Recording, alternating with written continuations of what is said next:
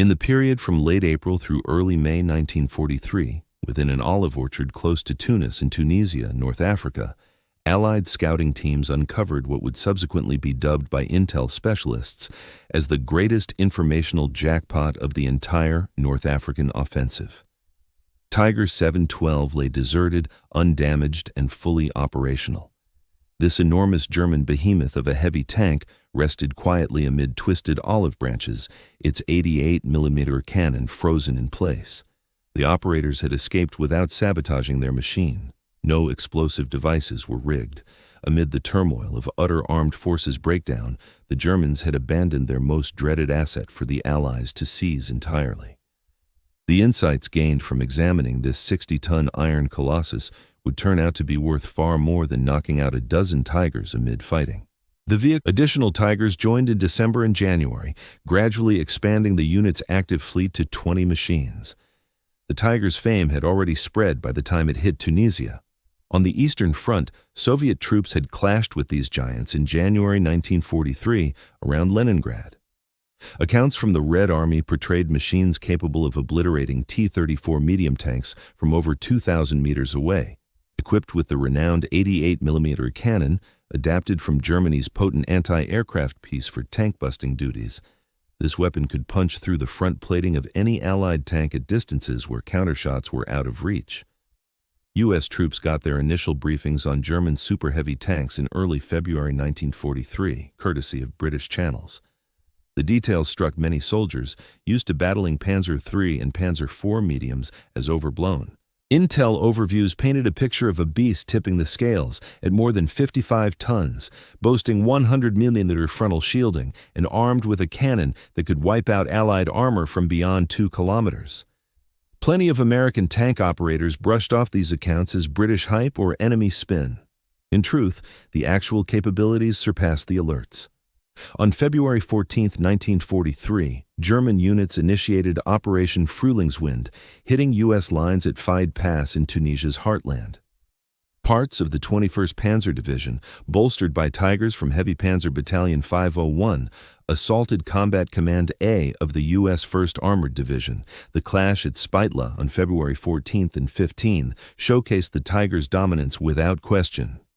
Combat Command C from the 1st Armored Division launched a counterpush on February 15th using 52 Sherman medium tanks.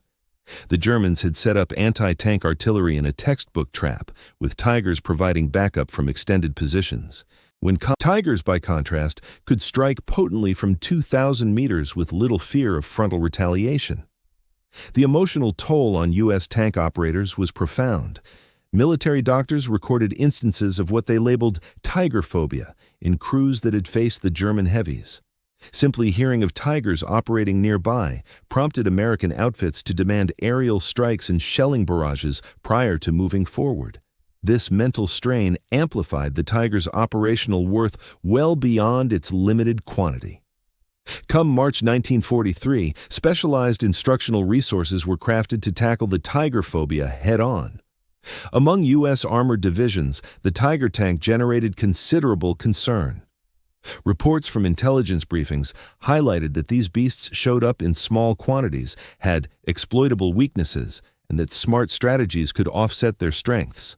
Still, the instructional resources provided scant practical advice for Sherman operators encountering Tigers head-on, apart from the frustrating suggestion to summon artillery fire or aerial assistance. The closing stages of the Tunisia operation in late April and early May 1943 exposed yet another flaw in the Tiger's design.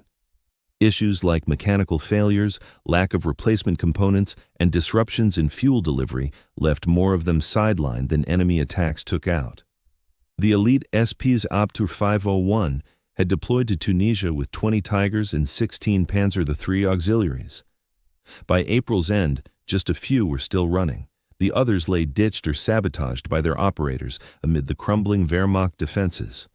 British troops seized the unit's logbook, which U.S. analysts later reviewed, chronicling the steady decline on a weekly basis. In December 1942, it recorded all 20 Tigers active right after landing. Come December 28th, only 14 were functional, with 8 sidelined for fixes due to unavailable spares. Fuel deliveries were spotty and inadequate for ongoing missions. By January 30th, 1943, the count dropped to 11 operational units. The log stressed escalating fuel crises, as each Tiger demanded steady inflows of gasoline, oils, and parts that North African supply lines from Germany couldn't reliably deliver. March updates indicated just 6 Tigers in service, the rest halted by breakdowns or dry tanks. Pleas for new engines got turned down, with commands stating none were on hand anywhere in the region. The April 20 log entry reflected utter hopelessness. Coalition advances were shattering German lines everywhere. Retreat directives arrived, but rations of fuel allowed only short hauls. Numerous Tigers faced abandonment. Sabotage squads were swamped attempting to wreck the gear. A few machines were bound to end up captured whole. Tiger 7 and 12 escaped any charges. Its operators, under intense Allied assault and critically short on gas, left it behind in an olive orchard outside Tunis. It's unclear if they anticipated demo crews catching up or just bolted for their lives. The pandemonium of outright defeat buried such details. Lieutenant Sue from the 104th Tank Workshop, part of the Royal Electrical and Mechanical Engineers, recorded finding Tiger 712 on June 9, 1943. His account described the vehicle as fully operational and undamaged in the orchard, parked with various forsaken German hardware, such as at least 2 more Tigers and a Panzer III. The spot seemed repurposed as an impromptu repair bay, with one Tiger's hood pried open. Explosives had obliterated another completely, yet Tiger 712 stood pristine. News of the find thrilled Allied intel circles. Colonel George B. Jarrett, who headed the captured equipment section at Aberdeen Proving Ground in Maryland, got word that U.S. units had claimed a pristine Tiger. This marked a rare chance for deep insights. For ages, Allies had battled these tanks sans complete grasp of their prowess or flaws. At last, they held one ripe for dissection, gauging, trials, and scrutiny. Extracting it underscored the Tiger's massive bulk and heft. Tiger 712 tipped the scales at 56.9 tons fully loaded. U.S. M31 recovery rigs were built to haul 30-ton Shermans. Shifting this colossus demanded several rigs in tandem, along with earth movers and custom heavy lift gear. The haul from the site to the Tunis harbor proceeded mostly under cover of darkness to dodge any lingering Luftwaffe eyes. By May 1943, though, Nazi skies over Tunisia were clear of threats. Teams inspected each span for weight tolerance. Certain routes couldn't bear the Tiger, plus its haul trailer. A trip that should have lasted 4 hours dragged on for 3 days. Docking at Tunis port brought fresh hurdles in hoisting it onto a vessel. The tank and its cradle together surpassed 65 tons, calling for cranes certified for 70 tons minimum. Dock workers sourced the right machinery and stowed Tiger 712 on the Liberty ship SS Samuel P. Bush for the ocean trek. The crossing spanned about 3 weeks, docking at Norfolk, Virginia, in early July 1943. From there, it rode a beefed-up rail flat car to Aberdeen Proving Ground in Maryland, pulling in by mid-July 1943. Aberdeen stood as the Army's top spot for assessing weaponry and tracked armor. Technical staff and intel experts had geared up to receive it. During the ensuing months, teams at the Aberdeen Proving Ground delved into seized German technical guides, rendered operational manuals into English, and assembled reports on frontline intelligence. Brigadier General Gladian M. Barnes, who oversaw research and development for Army Ordnance, issued clear directives to the evaluation squads at Aberdeen. This seized Tiger offered a rare chance to scrutinize the enemy's most formidable tank up close. The assessments would be thorough, examining armor resilience, weapon efficacy, mechanical dependability, mobility traits, and especially logistical needs like fuel usage and travel distance. Early examinations highlighted the advanced German design. The Tiger utilized interleaved road wheels paired with torsion bar suspension, which ensured excellent weight balance and off-road capability. Its Maybach Olvar transmission included 8 forward speeds and 4 reverse ones, enabling the vehicle to retreat as swiftly as it advanced, a handy feature for defensive engagements. The renowned 88mm KWK-36 L-56 cannon could launch armor-piercing projectiles at speeds over 900 mm, delivering remarkable precision. American specialists were struck by the Tiger's defensive plating. The front hull was 100 mm thick, the turret face matched that at 100 mm, and the gun mantlet ranged from 120 to 200 mm. Flanking hull panels measured 60 mm, while the side superstructure reached 80 mm. Such robust shielding rendered the Tiger largely impervious to typical Allied anti-tank arms when facing forward. Yet, Aberdeen technicians spotted a key issue in the German specs that warranted urgent review. Data on fuel storage and usage sparked doubts about the tank's long-term viability and action. It held 532 L of fuel, roughly 140 United States gallons, stored in 4 tanks at the back. The Maybach HL230 12-cylinder power plant generated 690 horsepower. That output was impressive, but just sufficient for the 56.9-ton behemoth. Documents taken alongside the tank indicated a road range of 195 kilometers in perfect scenarios, about 121 mm. Cross-country distance was noted as 110 kilometers, or around 68 miles. These stats troubled U.S. experts who knew the Sherman's far better endurance. Despite the Tiger's extra bulk, its reach appeared unusually limited. The Aberdeen trial spanned from July 1943 to January 1944, 6 months of rigorous scrutiny across all facets of the Tiger's capabilities. Fuel efficiency checks took top billing as they tied straight into battlefield endurance. U.S. strategy prioritized fluid maneuvers, with tank groups pushing far into hostile areas, often scores of miles from depots. A vehicle with such curtailed range created major operational hurdles, no matter its close-quarters prowess. Roadway trials at constant moderate pace validated the German data. Tiger 712 used about 195 L for every 100 kilometers on pavement, or roughly 1.2 gallons per mile. This yielded a potential top distance of around 117 meters on a full 140-gallon tank, aligning with the stated 121 mile. In contrast, off-road experiments showed far higher thirst. Aberdeen's rugged track featured inclines, sludge, dunes, fords, and barriers mimicking fights. Over 32 mi paths with constant shifts in velocity, it guzzled 132 gallons, sparing just 8 from the starting 140. That equated to 4.125 gallons per mile, slashing the range to about 34 miles in actual off-road settings. Drills simulating battle yielded even grimmer findings. As operators mimicked real skirmishes, with quick starts and stops, sharp turns, turret swings, prolonged idles for scouting, and heavy radio activity, consumption hit 6.1 gallons per mile. In such demanding scenarios, the tank could only go roughly 23 minutes before running dry. These outcomes sketched a grim operational outlook. Though unbeatable in head-on clashes, the Tiger faltered in prolonged advances. Its voracious fuel demands called for non-stop refueling that would overwhelm supply chains. During fights, a Tiger unit would need vast fuel shipments merely to keep moving.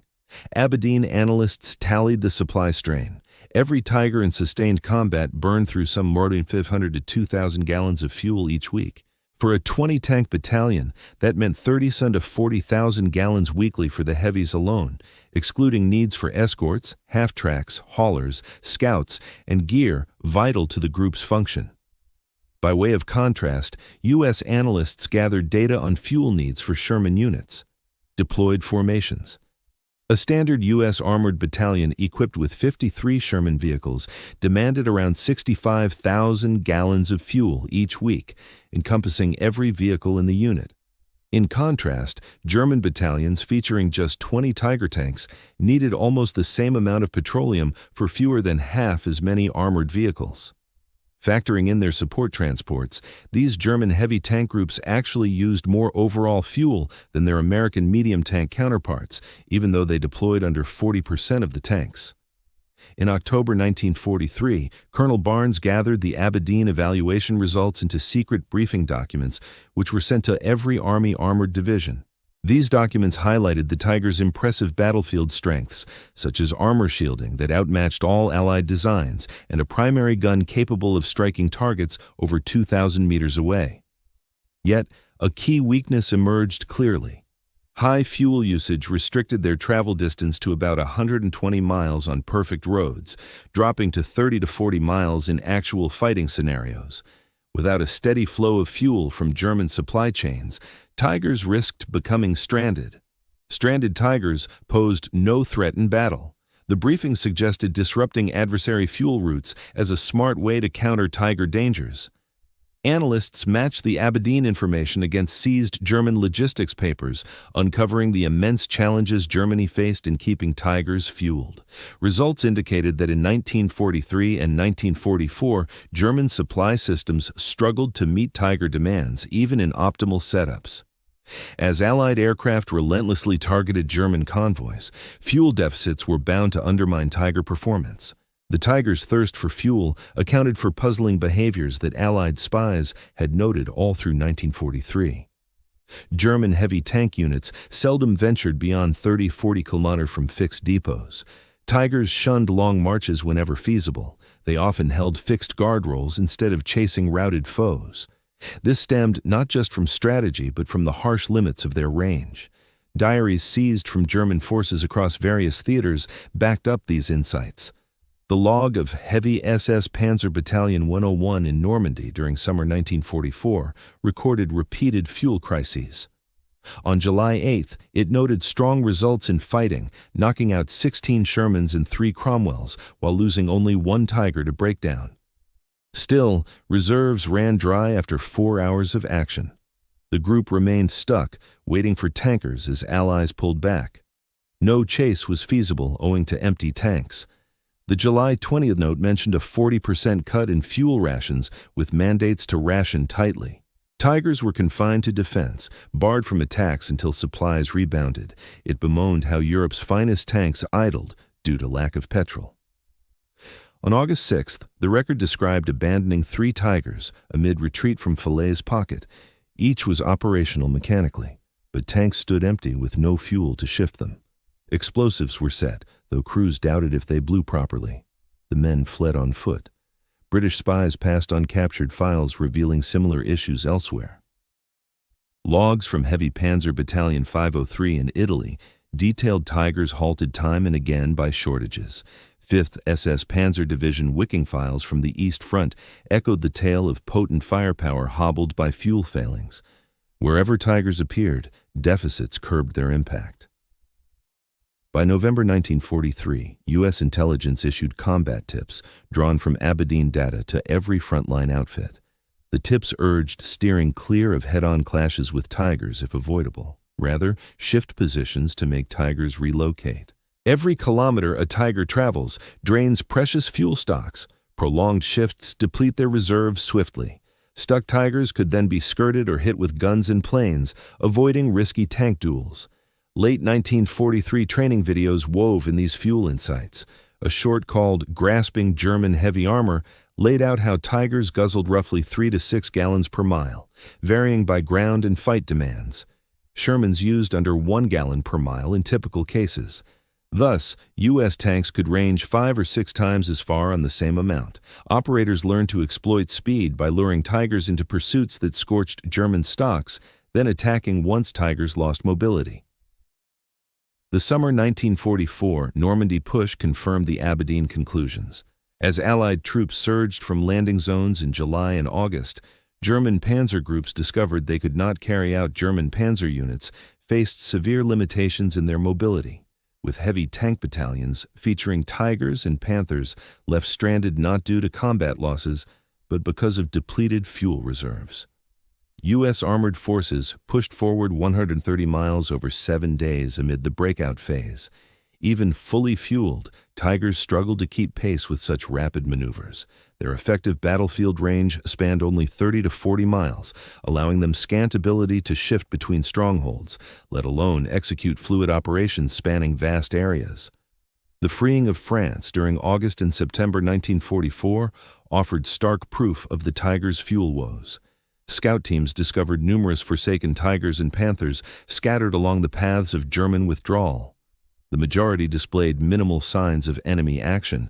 Everyone had run dry on fuel. While crews demolished some vehicles they could reach, many lacked even the gasoline to perform thorough sabotage.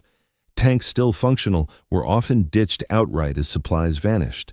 The Ardennes push in December 1944 laid bare the extent of the fuel emergency in devastating fashion. Nazi troops initiated their final major assault in the West under tight petroleum restrictions. Fuel allotments to each panzer division were set for roughly 150 kilometers of travel, based on expectations of seizing enemy depots for replenishment. The strategy crumbled entirely. U.S. defenders secured or wrecked those depots, stranding German armored elements throughout Belgium once reserves evaporated. Kampfgruppe Peiper, the vanguard of the 6th Panzer Army's drive, progressed 60 kilometers before fuel depletion halted all progress. This formation incorporated Tigers from the 1st SS Panzer Division. Troops at Stoumont and L'Église observed Tigers cluttering the verges, stalled by absent fuel rather than wounds from battle.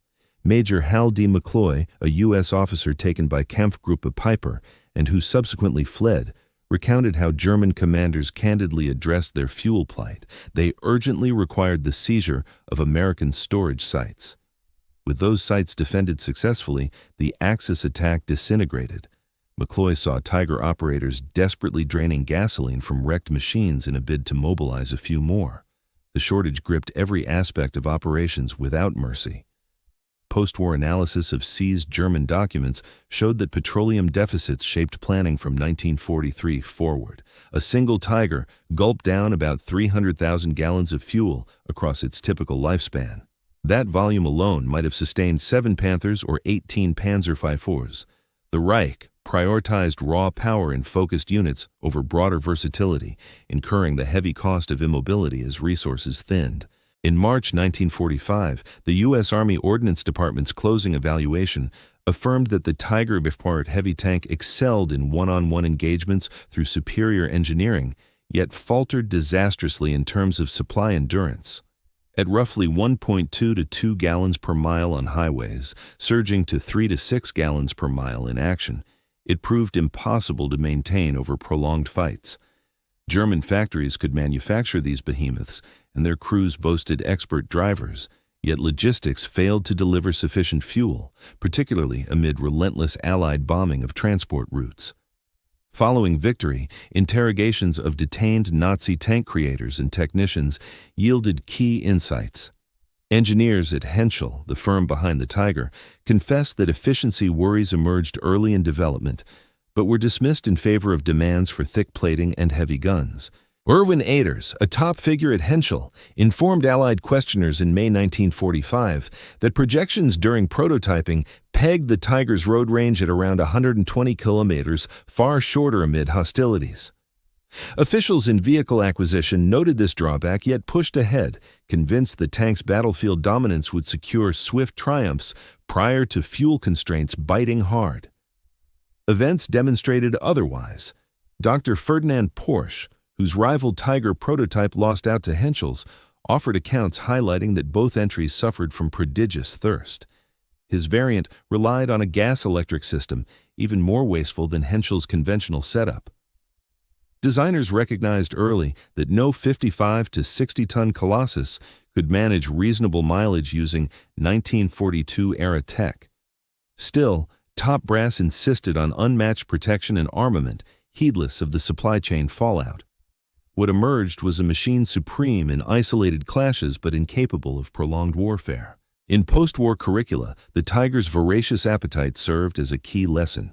The U.S. Army Command and General Staff College drew on it heavily in supply management classes to underscore a core tenet. A tool of war that defies ongoing support in the field amounts to no true asset. Regardless of its battlefield prowess, the Tiger tank illustrated this axiom in countless instances on Europe's war-torn fields. Even with its intimidating fame and clear edge in combat maneuvers, it demonstrated that unmatched tactical prowess without reliable support chains leads to overall defeat. Tiger 712 stayed at the Aberdeen Proving Ground as an educational display until 1989, functioning for 46 years as a tangible symbol of logistics' vital role in tank battles. The vehicle that had struck fear into Allied operators in 1943 transformed into a pedagogical aid, highlighting the essential link between combat effectiveness and long-term viability. Countless U.S. armored commanders examined it over the years, absorbing insights on harmonizing offensive power, defensive shielding, and maneuverability with dependable supply systems. In 1989, Tiger 712 was lent to Germany for refurbishment and exhibition. It later came back to America and now stands at Fort Moore, Georgia, once known as Fort Benning, within the United States Army Armor and Cavalry Collection. The portside hull and turret sections are still sliced away for training, exposing inner mechanisms to learners. It serves as both a memorial and an instructional asset, embodying German technical brilliance that overlooked practical endurance limits. The seizure and evaluation of Tiger 7 and 12 yielded crucial data that reshaped Allied armored strategies through the end of World War II. U.S. tank operators discovered that the dreaded Tiger had a flaw more critical than any flaw in its defensive layout. It guzzled fuel at levels that rendered prolonged movement untenable amid Allied aerial blockades and coordinated assaults on German resupply routes. Grasping this weakness enabled Allied units to craft smart responses that offset the Tiger's strengths without needing matching defenses or armament. Insights into the Tiger's thirst for fuel guided U.S. tank development for generations post-war. The M48 Patton, crafted in the 1950s, delivered more than 1 mile per gallon efficiency, even at 47 tons and armed with a potent 90mm cannon. U.S. designers kept in mind that agility hinges on fuel thriftiness, which calls for rigorous trade-offs among rival demands. The takeaways from Tiger 712 guaranteed that mission radius stayed a key factor in designing all future American tracked fighting vehicles. Today's primary combat tanks uphold this tradition of integrating offensive might, safeguarding, and agility with viable support networks. The M1 Abrams, rolled out in 1980, holds over 500 gallons of fuel and manages roughly 6 miles per gallon, supporting a road range beyond 300 miles. Though a 70-ton behemoth driven by a gas turbine, the Abrams sustains ample reach for far-reaching advances and fluid maneuvers, with creators making sure that even top-tier tanks can endure in action. A doctrine partly drawn from Tiger 712. Tiger 712's tale imparts a lasting insight into warfare innovation. Elite armaments demand robust backing to yield battlefield impact. The globe's mightiest tank turns irrelevant when stalled, awaiting supply convoys that fail to show. German ingenuity forged a combat gem in the Tiger. Yet German supply efforts couldn't uphold it during drawn-out campaigns against foes dominating the skies and methodically dismantling transport networks.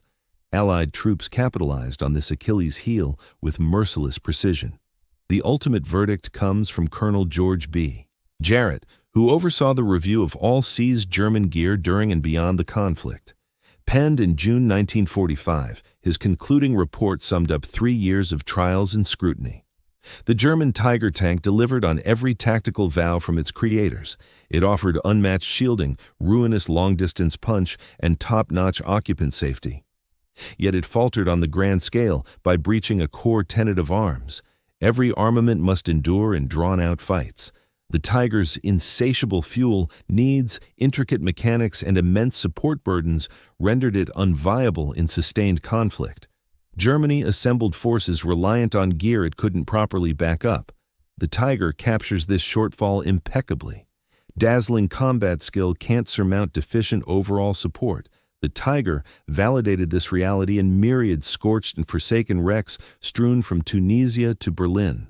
Tiger 7 and 12 rests now in protected environs at Fort Moore, Georgia. Its 88mm barrel stays mute eternally. The Maybach power plant, once a fuel devourer, will idle forevermore. Yet the wisdom it imparted echoes on in every tank academy, every supply seminar, every command seminar probing contemporary armored combat.